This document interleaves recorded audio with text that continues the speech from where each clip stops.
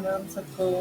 आज मैं बनाने जा रही हूँ सूजी के हलवे की आसान और स्वादिष्ट रेसिपी।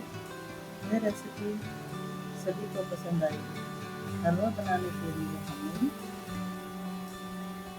हम 1 कटोरी सूजी लेनी है और ये जो मेजरमेंट है ये सभी एक ही जैसा होगा। जैसे सूजी है 1 कटोरी और 1 कटोरी ही घी है और 2 चम्मच बेसन और 1.5 कटोरी चीनी। ये जो चीनी हमने ली है ये सूजी जो वाली कटोरी है उसी के मेजरमेंट से ली है। और कुछ ड्राई फ्रूट्स, सैफरॉन और थोड़ा सा मिल्क। ये सब इन सब चीज़ों की हमें जब हलवा बनाते हैं तो सभी चीज़ों की जरूरत है।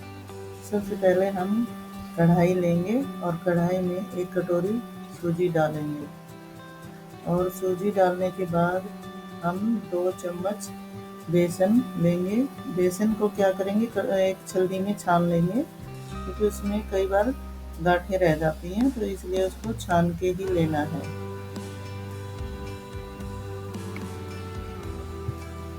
अब इसको हल्के हाथों से हमें ऐसे ही चलाते रहना है और इसमें अब हम 1 कटोरी जो हमने घी लिया था अब वो डालेंगे। घी डालने के बाद हम फिर इसको ऐसे ही चलाते रहना है हल्के हाथों से। अब यह देखो गोल्डन ब्राउन हो गया है, तो इसमें अब हम थोड़ा सा दूध डालेंगे और उसको ऐसे ही पकाते रहेंगे।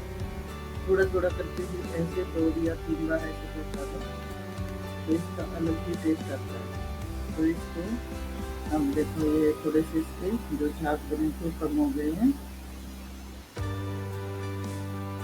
अब इसमें ड्राई फ्रूट्स डाल देंगे हैं। ड्राई फ्रूट्स डालने के बाद अब इनको दोबारा से ऐसे ही चलाना है और ये 1 या 2 मिनट तक ही ऐसे भूनना है। इससे क्या होता है, जो ड्राई फ्रूट्स होते हैं उनका जो मॉइस्चराइजर होता है वो कम हो जाता है और अलग से भूनने की जरूरत नहीं होती इनको, तो इसी में ही हो जाएंगे ये। अब इसके बाद हम चाशनी को बनाएंगे। चाशनी के लिए हमें 4 कटोरी लेना है। एक जो सूजी जिस कटोरी से हमने सूजी ली थी उसी से ही नाप कर 4 कटोरी हमें इसमें पानी लेना है। 4 कटोरी डालने के बाद फिर अब हमने 4 कटोरी पानी डाल दिया है इसमें। अब जो हमने नाप कर रखी थी 1.5 कटोरी वो हम चीनी डाल देंगे इसमें। चीनी डालने के बाद अब इसमें इसको पकने देना है और इसमें थोड़ा सा सैफरॉन भी डाल देंगे इसमें।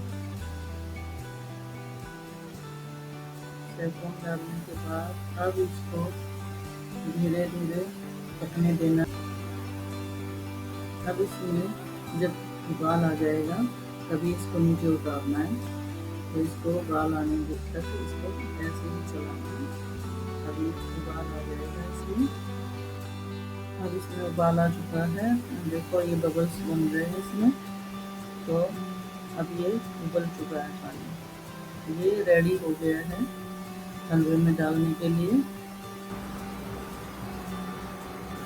अब हमें इसको चलाते रहना है जब तक ये घी ना छोड़ने लग जाए और इसको अभी तेज आंच पे पकाना है थोड़ी देर के लिए और फिर उसके बाद थोड़ा गैस को स्लो करके धीरे धीरे पकने देना है इसको।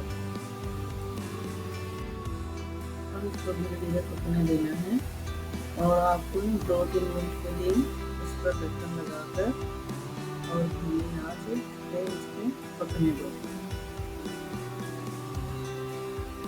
अब आप देख सकते हो ये थिक हो चुका है। 1-2 मिनट के बाद ये रेडी हो जाएगा खाने के लिए। इसको थोड़ी देर ऐसे ही पकाना है।